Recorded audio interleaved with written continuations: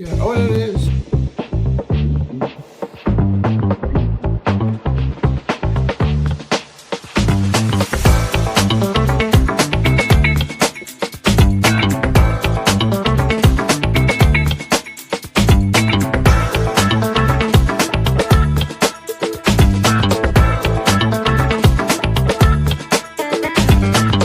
Welcome to Stirring the Pot with Lou Marconi and Johnny Cleveland. Part of the Fanatical L's Network, Fans First. Join us now. Yes, now. Hello, Lou. Hello. How are you John. doing on this glorious, hot, gosh dang, hottest day of the year here in Columbus, in Ohio? Oh, what's going on now? We're here with our Fans First. Yeah, Fans First decides to not work for us. Well, how you doing, Lou? I'm doing great. I got a lot of, like you see, I got a tan because I was doing some yard work yesterday. Yes. So I got grass cut over the weekend. That's excellent. I did make it to the pool yesterday with my son. So yeah, I've got getting a little sunburn here and there. So it's been good times. Though I'm telling you, this heat, man, maybe it's not quite as hot maybe where you're at, but man, it was 95, 96 here in Columbus. And it's about 93 where I'm at. Yeah. I mean, it's just hot, man. I lived in Kansas for 25 years and it was, that's Kansas weather. This is just should not be Ohio weather. Just so you know, today is June 23rd. Yes. Today's June 23rd. So we're going to know in 7 days about the Brown Stadium. Is that right?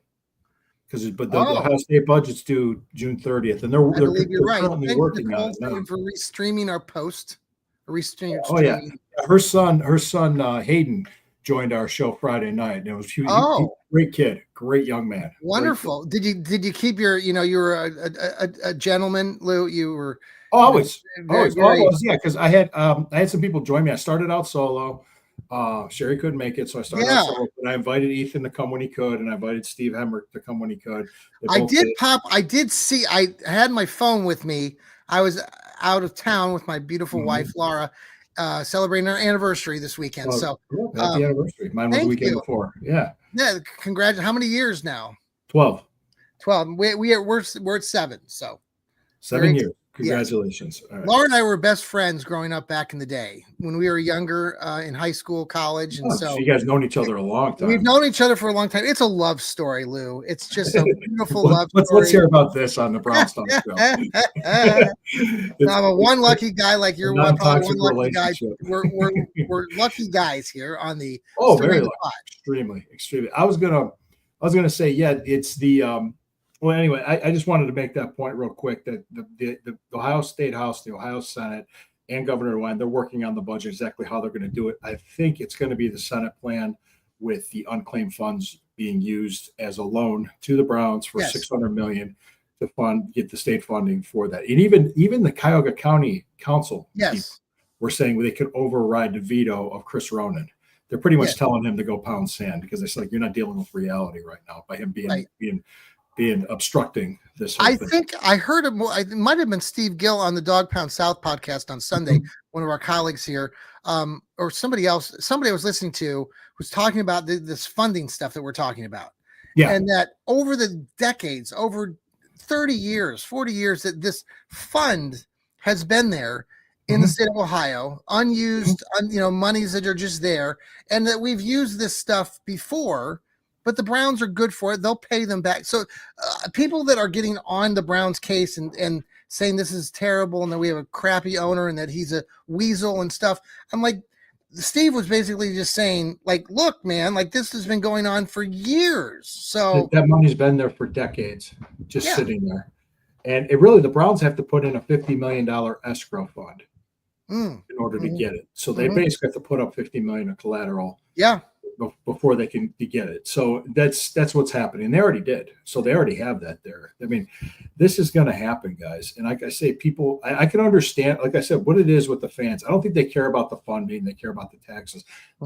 What they care about is like, how's it going to change their experience going to games? Are they going to be able to afford it? Are they going to be able to tailgate? Is it going to be fun? So really, that's what it's going to be. I mean, and the mayor of Brook Park came out and said, we're going to have the tailgating experience ready to go. It's going to be there. You're going to have a big video screen outside the stadium. Yeah. I mean, you are. Yeah. And if you want to say if it's too expensive, you have no idea how much it's going to cost now because we have no idea. It's 4 years from now. Right. The other thing too, the key factors, if they're winning, nobody's going to care. Right. That's what's going to matter. That's Yeah. going to be if we have a I winning. was thinking the other day, man, do you remember? I mean, we've talked about this before, but like when the Browns went away after the 95, after the 97, 98. Mm-hmm. Yeah. How crazy that time period was for us Browns fans, how it just sort of, because I remember I was living in Kansas at the time and I was meeting a lot of new people and my team just went away. And it was one of those just bizarre times in Cleveland history where surreal. Yeah. I mean, the whole time. And then for them to get the team back in 99 and then for them to get to the playoffs and play the Squealers. We want to talk about that now? No, but I mean, it's funny because then, people who we all knew back then who might not have known that we were fans. And then you see them come back and, just explaining to people who didn't know about the Browns that when they got to the playoffs, like, this is, you wanted it to be like it was before when we had Bernie Kosar and all those guys back in the late 80s, early 90s. But we had Tim Couch, we had Kelly Holcomb, it was very different. So, I actually posted an old video. They're talking about Michael Dean Perry. Oh yes, and I still have the 1991 number 92 jersey. I still have it. This jersey you're wearing right now, Lou, this is awesome. Good job to your wife. It was a Father's Day gift, so it's my official podcasting jersey. So I wear it. Love it. The wild thing, Ricky Vaughn. Got to get the glasses for the next episode. I don't need. I had LASIK. You can borrow my glasses. Yeah, there we go. But yeah, I just wanted to. We didn't talk about this before the show, but it just kind of occurred to me. And if some deal strikes down on the 30th, which I think by next weekend, we're going to have a deal in place. So will there be shovels in the ground then? Shovels in the ground, Q1, 2026. There's already stuff happening at Brook Park getting it ready. They're already preparing everything. Well, a little bit further north of Brook Park is Strongsville, and Strongsville was in the news last week because of our new rookie quarterback. Mr. Leadfoot.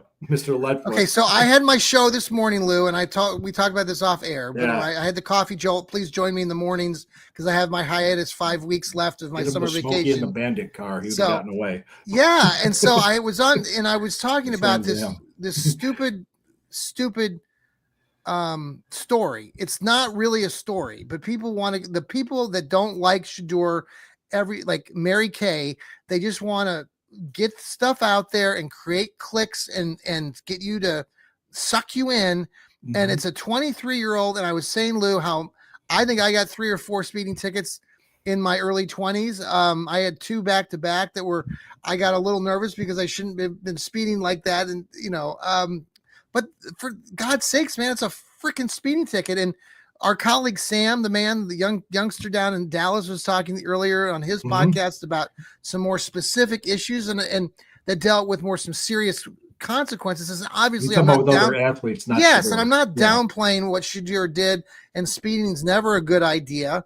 No, but nothing happened, and thank God nothing happened. But he got pulled over. Yeah, and he didn't skip the court date.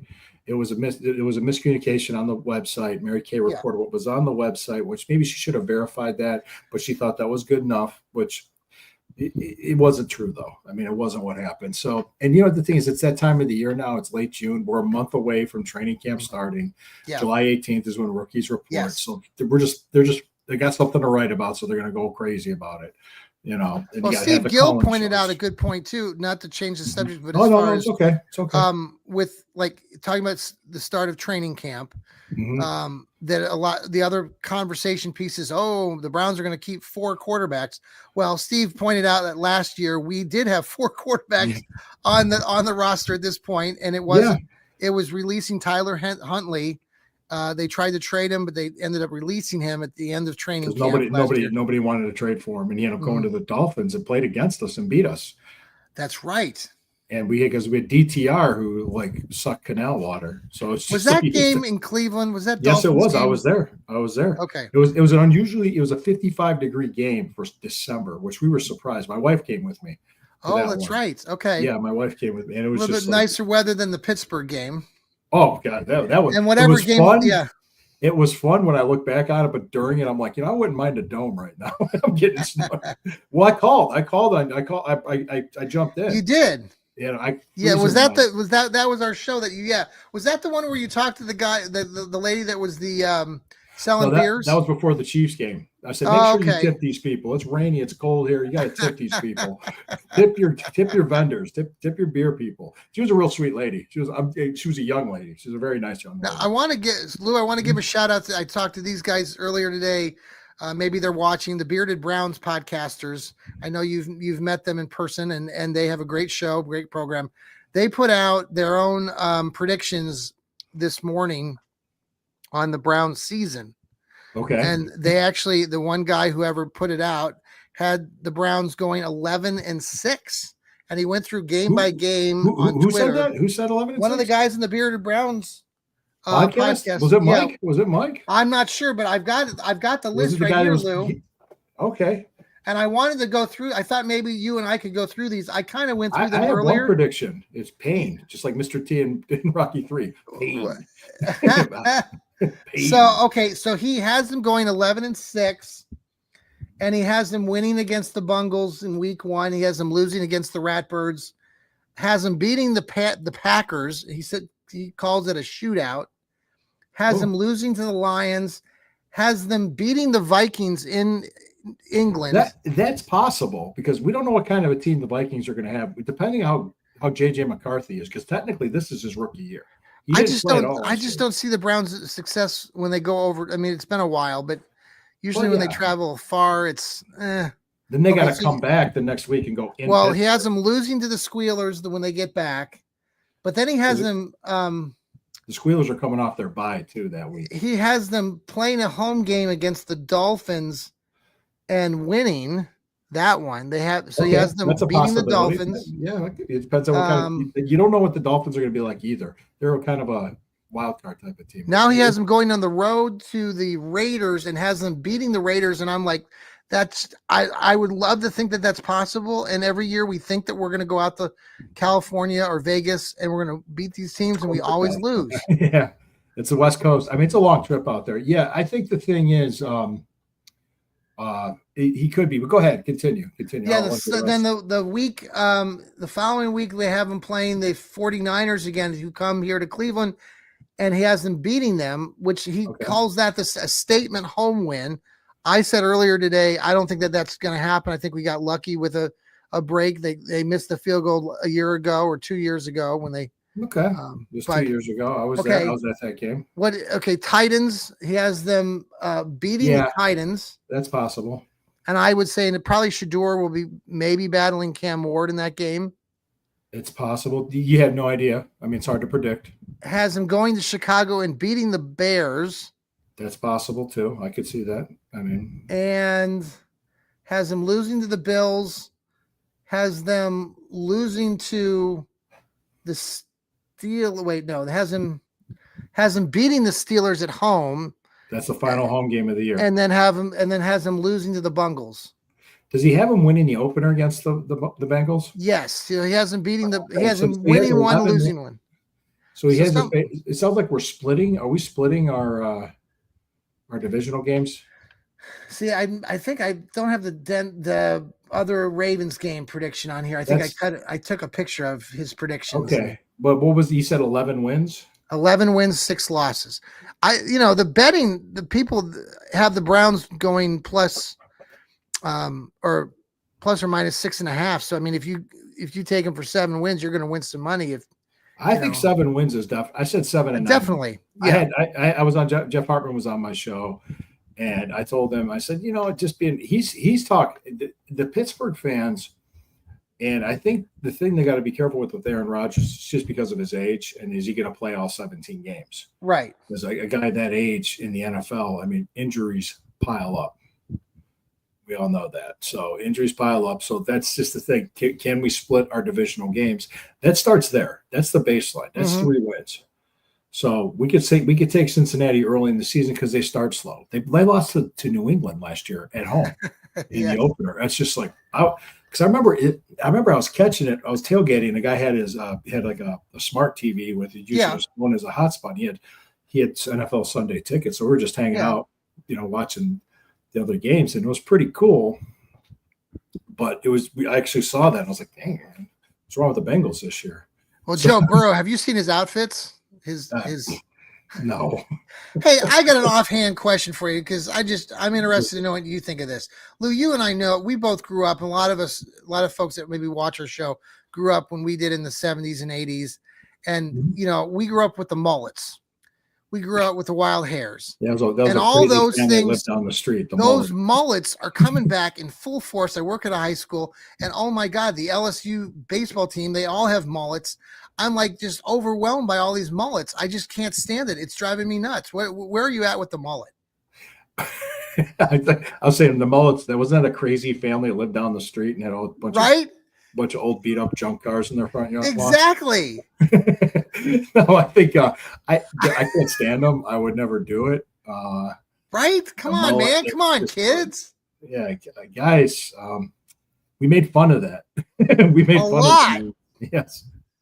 Like go watch the movie with David Spade called Joe Dirt. It's a stupid movie. But that's perfect, man. I'm going to have everybody that.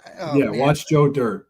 It's dumb. Great insight into how the rest of the world perceives the mullet.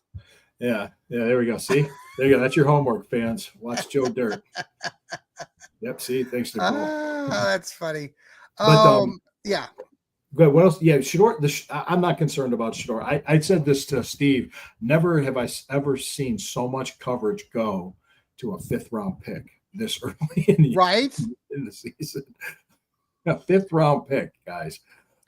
Well, to be honest, though, Lou, you and I, you probably would agree with me a little bit that when we've talked about this before, I mean, most people, I would say 99% of the people out there, analysts, fans, did not see Shador Sanders being drafted as a 5th rounder. I mean, he was projected for the entirety of the draft cycle to be going early, potentially in the top 10 in the whole freaking draft. And so I don't see him as a 5th round draft pick. I know he was selected. And I know most people don't. I think they consider him a high value pick there. So where do you see then the Brownies with this and Kevin Stefanski and how Andrew Berry are rolling into this season and him and Shador not getting his due, or it's not fair? Is Dylan Gabriel still automatically, because he was the 3rd round pick, the guy that they're going to go to first? No, I think they're gonna go to the best option to win. Okay. But I think if the team starts out well, and if it's either Pickett or Flacco starting, and I'm leaning towards Pickett because he's younger. Yeah. I'm thinking if they're playing well and they're winning, they're doing well enough. Like, for instance, they win, they say like they win 4 out of their first 7. Just coming out, shoot out of the gate like that. They do that, and you're like, well, and the offense is looking good, defense is playing good, we're winning games. We're like, okay, hey, we can stick with what we're doing. There's no need to rush anybody. But if the team's like, 1-5 or 2-6 or something like that, play the kids. Let's see what we got. See what we need. That you see how that it all. I think it's indicative or predicated on how they start the season. Because with Deshaun, what they went 1-6 to start, and we just knew it was over. Season was over. We're not going anywhere this year. And he tore his Achilles. He's done. And so we're like, okay, what are we going to do? So that's exactly what happened. So I'm hoping. I'm thinking. I said I could see 7 to 9 wins, and I think that's realistic. I said 8 and 9. I told the Bearded Browns podcast earlier. I think 8 and 9 is my early prediction. 8 and 9. Okay, but there I talked to Jeff Hartman, and I like him. He's a good guy and all. He's a Steelers fan. He was saying 11 wins with Aaron Rodgers, and I kind of tilted my head a little bit, saying, okay, well, you could talk yourself into it, I guess. You could talk yourself into anything. Well, we were talking ourselves into 11 or 12 wins last season. Well, because we had it the year before. Yeah. Right. Yeah, we had it the year before. But the thing we were not thinking about or noticing was all the injuries that carried over, especially on the offensive line, because we had 3 starting centers in the first 6 weeks. Exactly. That's not good. That's not good at Yeah. all. So that's really what went wrong. There are people that were underperforming, including Watson. Yeah. But he always held the ball on too long, and it's just an offense. And nothing clicked. It didn't work. We couldn't run the ball worth anything. I made the mistake of going back and trying to watch some of the games this past week myself, like Steve Gill was doing, and that was a little bit of torture. But it was interesting to see those two early games against the Giants and then the Raiders. We were in control. I mean, we had opportunity after opportunity late in those games to win at least those two games. We were down, but we had multiple opportunities to drive the ball. We didn't have a long field. We were like at midfield, 40-yard line, and Deshaun Watson just sucks. I mean, he played like he wasn't that bad in 23. I don't know if it was because of the shoulder injury that screwed him up and he just couldn't play after that. Yeah. Or if it was just whatever it might have been. I don't know because, it's hard to say, but I don't think anybody expected us. I think it was quarterbacks that played. It was ranked 46th in a 32-team league with how the quarterbacks were ranked. I have a couple questions I want to ask you after the break here about the quarterbacks and something else with the Brownies. So let's pause here for a quick break here on Stirring the Pot.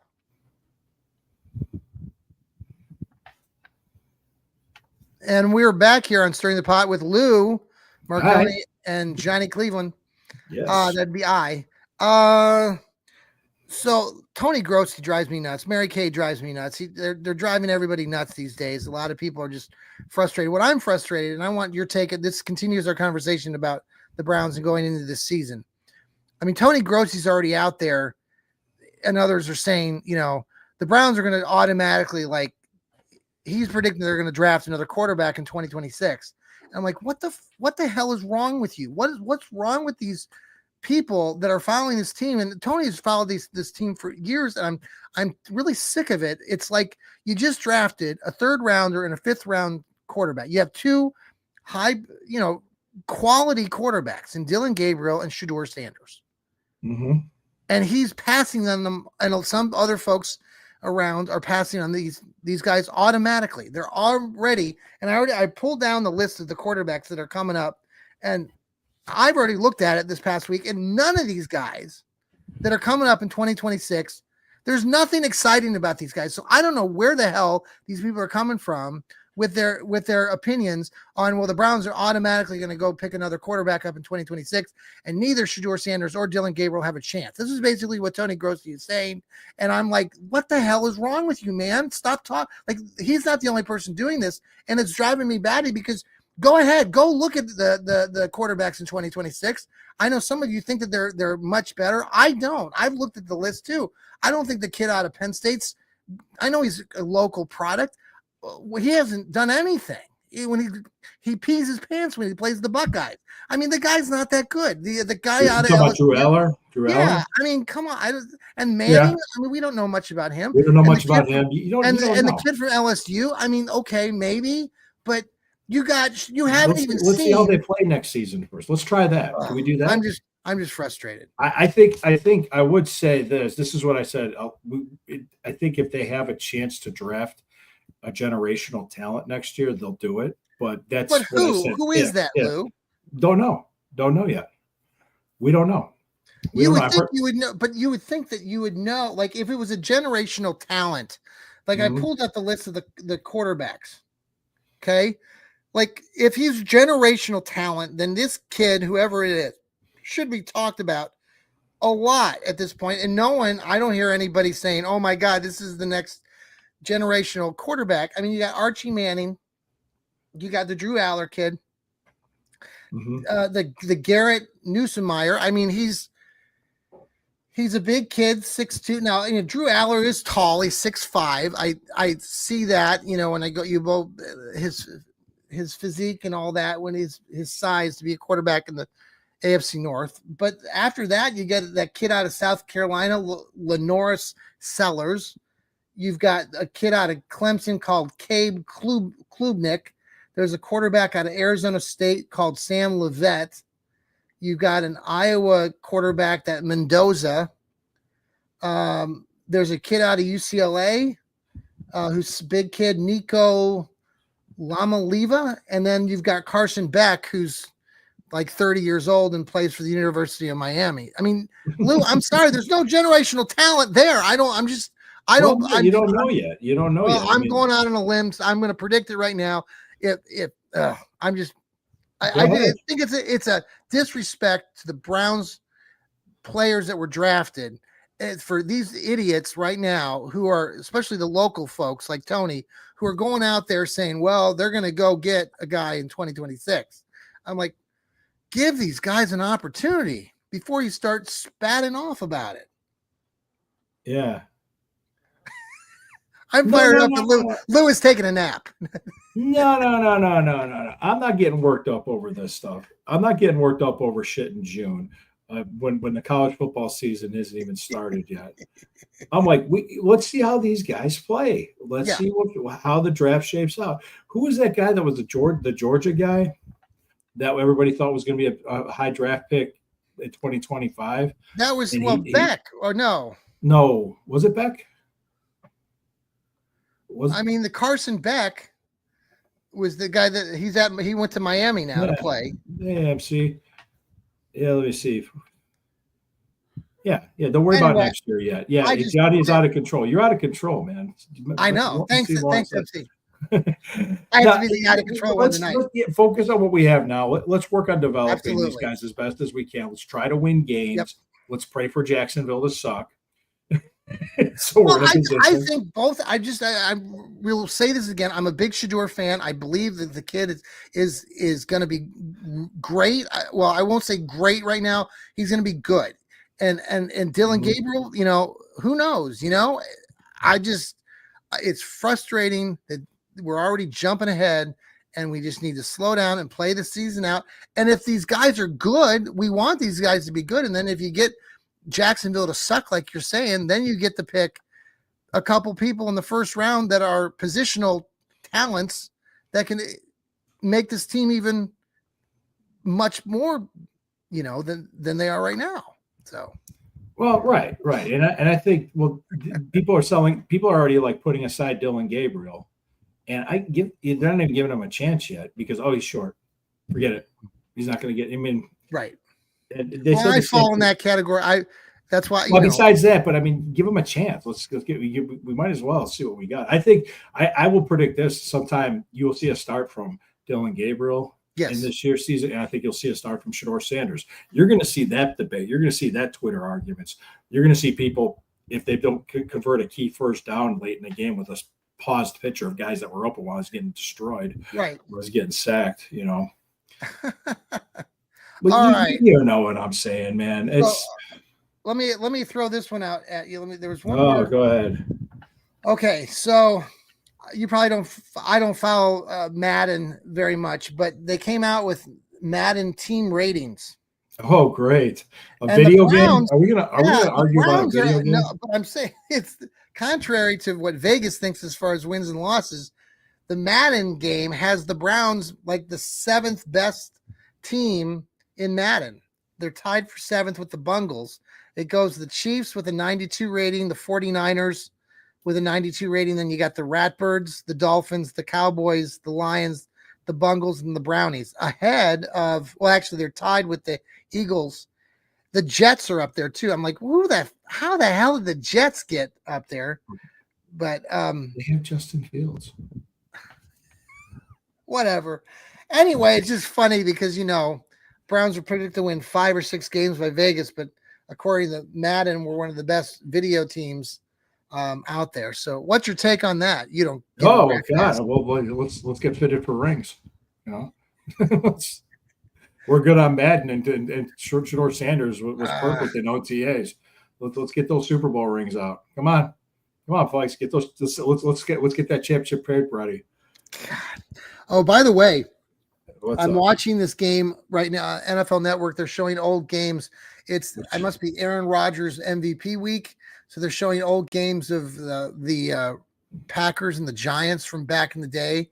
And interesting side story here. I went to a wedding last night. My wife's colleague got married, and the in-laws the son who's getting married, the dad's name Mm-hmm. is Aaron Rodgers. There you go. Oh, there you go. So, but they're from Minnesota. They're not. Yeah.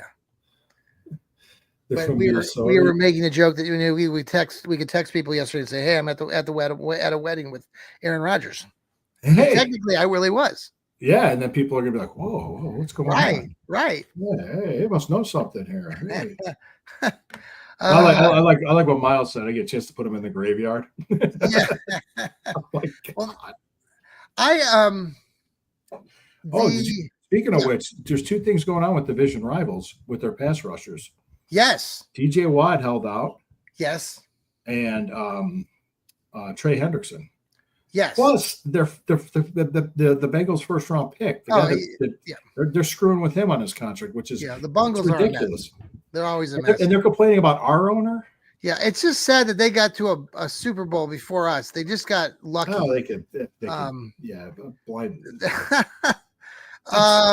Fine. Okay. What are your thoughts? So we were talking off air, changing subjects here, but basketball. We watched the championship last night. Halliburton went down with the Achilles tear, I guess. So he's out. He's probably going to be out a year. Yeah. Yeah. I'm sad for him. I know people say, "Oh, I really," and then people are like, "Oh, well, it doesn't." Now that maybe they would have won if they had him, and just give Oklahoma their props. They were a very good team this year. I'm not a big fan of OKC, but. Yeah, no, it's fine. OKC, they were the best team in the league from start of the year to the finish of the year. They earned the championship. They won it. That kid, whatever that kid's name is, the MVP of the Thunder, such a great player. Oh, they're a good team. It was a great series. They're a great team, and it's unfortunate what happened to Tyler Halliburton, but you know what? Them's the breaks, man. Yeah. Oklahoma City. Go ahead. I just want to say, when I hear that only in Cleveland bullshit, just look at that. Mm-hmm. Yeah, that's Indianapolis. That's not Cleveland. Yes, yes, that's a good observation.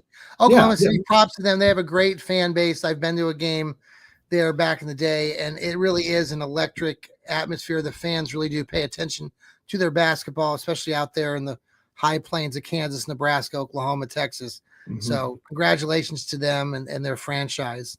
Interesting that they did that without Kevin Durant. I didn't realize. I went back and looked. Kevin Durant was in his second year when I went down there to see the Cavs with the old LeBron playing against the Thunder back in the 2008-2009 season. That was, again, Durant was a sophomore, or not, he was in his second season. That team that he was on, that Durant was on, that Thunder team, with Russell they were so bad. I don't know if they had Russell Westbrook yet, but they had a 3-24 record. Yeah, coming into that game, and the Cavs had a 24-3 record. Like, they were polar opposites. The Cavs won that game. They didn't play very well. I remember watching that, and my son Alec and I were talking about it earlier. And that was, I think, LeBron's last season in Cleveland before he went down to Miami. He did it in the summer of 2009, right? 2010. Well, 2009 in June of 2010 is when he made that. That was interesting because it was the following years. But I was, LeBron could take plays off. It was pissing me off because I was a basketball coach at the time, and watching LeBron kind of settle in at half court and not go back and play defense or something like that. It's very, very annoying back in the day. I remember that going, man, this guy is supposed to be like this superstar. I don't know. That's where I see like Michael Jordan and LeBron. They were different types of players, and I get all that. Well, Michael Jordan never took games off. So no, he didn't. And I don't think people understand that. No, and like I said, the Cavaliers. There's the people. I saw people like, well, Cavaliers could win. They haven't opened. They could possibly win the conference. I'm like, you don't know that yet. I mean, they're saying that because Tyler Halliburton's hurt, he's probably going to be out. Oh yeah, yes. People were doing that already, and I don't even want to do that. I think the Cavs are going to be a good team next year. I'm sure they're going to make some moves. Yeah, I was going to ask you, what do you think? Wednesday night. Yeah, I'm not sure. I talked to I can see Garland getting traded. Yeah, I talked to Dean Wade's old high school coach out there that I communicate with periodically, and he had said that he wouldn't be surprised if something happens because Dean's going into his last year of his contract. Isaac Okoro, I know Heather's a big fan of Isaac Okoro, and he might be on Heather, our colleague. Yeah, here with the Buckeyes. Her, yeah. Yes. So yeah, we'll see what happens. I mean, I think the Cavs will be right back up there. I think they'll be. But do you think Darius could be on the trading block? I think so. You think Darius Garland would be the guy? I think you're on. People are saying get rid of Jared Allen, and I don't know if they're going to do that because he just didn't play physical enough in the playoffs, which I agree. I agree with that, but I don't know if they're going to do that yet or not. I will have to wait and see. We'll have to wait and see. I remember reports at this time last year, Donovan Mitchell was on his way out. Yeah. You see, you don't know. I mean, it's just people. There's a lot of it's speculation, and I think what you're seeing, what Mary Kay Cabot and Tony Gross are doing, you're talking about in April of 2026. I mean, I'm rather talking about stuff that I know is going to impact this team in the future, and the fact that we have an owner that's investing $2.4 billion in Cuyahoga County in Northeast Ohio. Yeah. To keep this team here and to build a state-of-the-art facility, something nice for us to have and go and watch games and host the Super Bowl and host other events. Yeah. And people are complaining because they want to go into a crap stadium and drink their beer with their butt cracks hanging out and their bellies hanging out of their jerseys. Seriously, guys. Yeah. If you're gonna resist change, you're never gonna be happy because things change all the time. Yeah. And that's what's happening right now. It is a big change, and it's significant. It is a big change. And this is a generational. Yeah. I mean, years and years, all of us here, our age group, fans that have been older who have seen the municipal stadium, sat through cold weather games. We've shifted to this another stadium now, and but it's gonna happen, and it's gonna be great. I get the people that are nitpicking and saying, well, even if they build it, they're not going to draw Super Bowls or they're not going to draw concerts. And I'm like, who are you? Like, why are you so negative?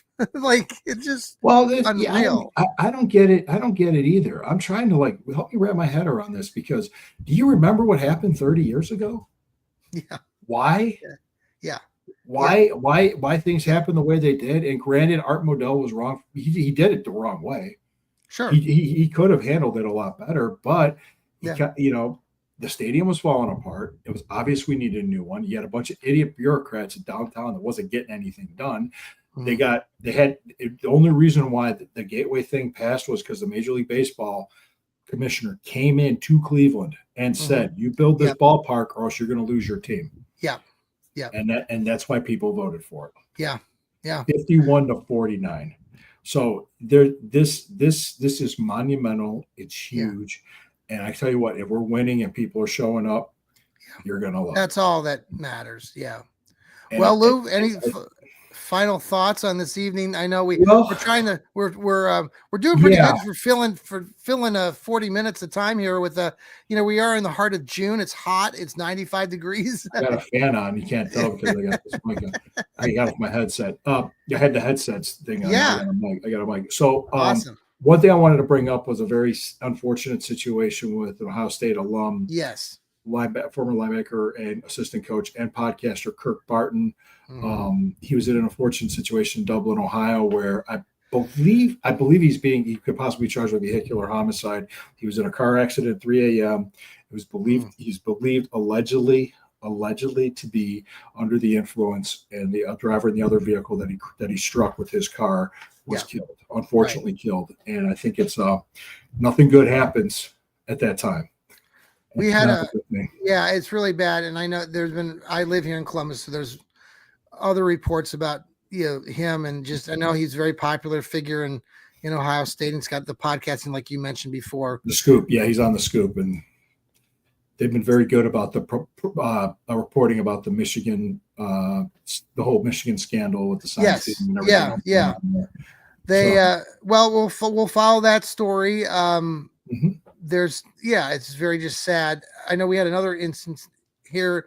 There was a tractor trailer or an oil rig spilled like 8,000 bazillion gallons of oil just here on the highways, actually close to where I live. And there was a car that cut in front of the truck.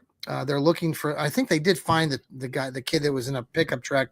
He cut him off, which made the semi turn over, flipped off of the ramp. I think it was on 270 down here. Very very scary situation, but I think that everything's better now. But it got a lot of attention yesterday because I live where you could see the plume of smoke. It burned all afternoon and evening. So anyway, well, Lou, I hope you have a good night. I hope you guys too. I didn't mean to end it on a bummer, guys. Just like I said, it's one thing. It's one thing. I know we're gonna get flack from the national media. We're gonna get flack from people outside of Cleveland. Don't do it to ourselves. Right. Let's not do that. And we're better than that. We're a better team than 3 wins. And all this garbage talk or crap talk, just don't do it. Yeah. Because I saw somebody said that some other place posted something they thought they were funny about forcing Iran to watch Browns games or something. I'm like, oh really? Oh yeah, right. Yeah, let's put on that stupid jersey with all the names on it because you know what? Miami has one, Pittsburgh starting one. Let's just keep doing that. Let's keep doing that. Let's just keep it. Yeah, I'm feeling good about. I think the whole. I said on my show this morning, Coffee Joel, that the Browns in their youth and these new quarterbacks, these new running backs, all of this is good, and we should look at that much more positively than some of us want to do right now. I'm not predicting playoffs. I'm not predicting a Super Bowl this year. I'm predicting better. Yeah, I'm predicting watching. And the hang up, by the way, did you see that Steve was talking about this? The second round picks have not signed their contracts yet because there's whoever was drafted early in the second round, and I don't know which team it was for, is holding all of this up because he won't sign the contract. So pretty much all the second round picks have not signed their contracts with their team. It wasn't Schlesinger. No, it was somebody. I got tape. Schlesinger. Whoever, there's some second rounder out there. I have to go back and listen to Steve Gill's Dog Pound South podcast. Junkins is the only pick that didn't sign yet. But the reason he's not signed it is because basically they wait for whoever's at the beginning of the second round, and I think whoever got picked it can't be the Browns guy then, right? Because we picked. No, we signed him. So maybe whoever was the next guy. Who was the next guy? It was pick number 30. 34. Let's look. 36th pick was or 30 34 35, I bet. So whoever was NFL, let's see here. NFL draft. I remember Steve mentioning it. Pick 35. Actually, I heard if Iran didn't agree to the ceasefire, they're going to drop Rosie O'Donnell. Oh boy. I'll drop Rosie O'Donnell on you. That's what I'm going to do. And boom, that was it. All right, we had enough. No more. I'm kidding. I'm looking for. I'm focused on round 2 of the NFL draft here. Jaden Higgins, Quinshon Junkins. God, who is it, dude?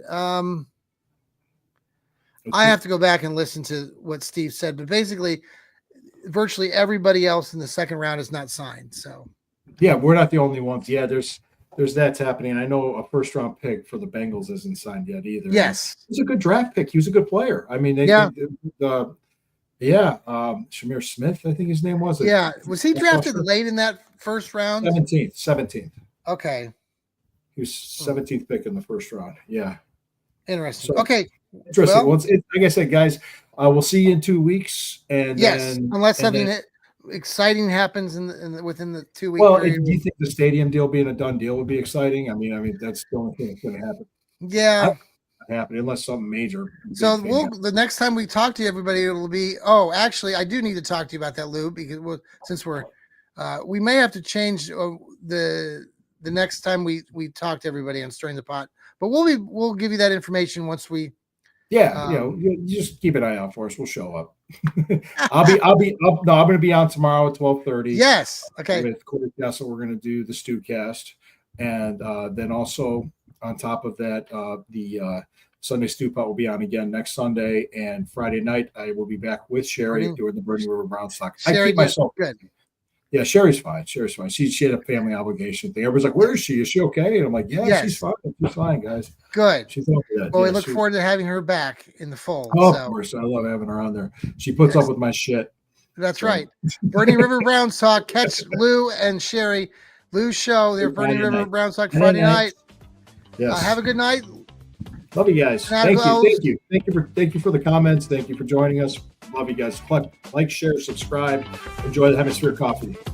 That's right. Yep, I promote it every time. Don't lose that.